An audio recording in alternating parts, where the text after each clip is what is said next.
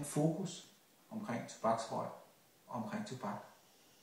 At du oplever, at det lugter anderledes, giver dig en kvalm, ubehagelig fornemmelse.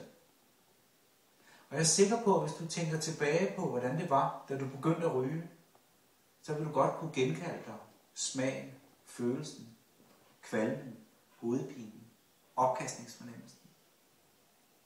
Personligt synes jeg, det er tankevækkende, at man begynder at ryge efter den der oplevelse i starten, fordi det er så ubehageligt. Det lugter så grimt. Det giver så meget kvalme, hovedpine. Så det du kan opleve for eftertiden, det er, at tobak lugter grimt. Det giver dig kvalme, hovedpine, ubehag, opkastningsfornemmelse. Så prøv at forestille dig for eksempel en situation, hvor du kommer hen og skal tale med en kollega, eller din nabo eller andre, som lige har røget. Og du så oplever, hvordan rygere lugter grimt. Deres ånde, deres hår og deres tøj. At det vil være forbundet med ubehag, kvalme, opkastningsfornemmelser, i stedet for, hvordan det har været før i tiden. Du har taget en beslutning om, at du ikke mere vil være slave af tobakken, og derfor er det naturligt, at det vil lykkes for dig. Mange mennesker fortæller, at de gerne vil holde op med at ryge, men at de ikke har overskud.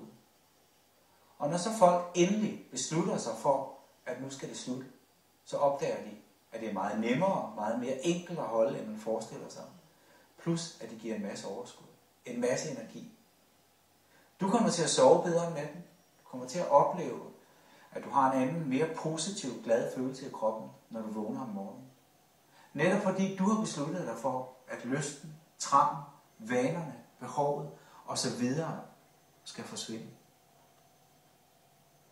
Prøv en gang at lytte efter, hvad det er, jeg siger, når jeg fortæller dig, at du ikke mere er slave af tobakken. At du ikke mere har lyst til at ryge. At du ikke mere har trang. Og du ikke mere har behov for at ryge. Afslutningsvis, så prøv at mærke efter igen den her følelse af, den her bevidsthed om, at du ikke mere er slave af tobakken.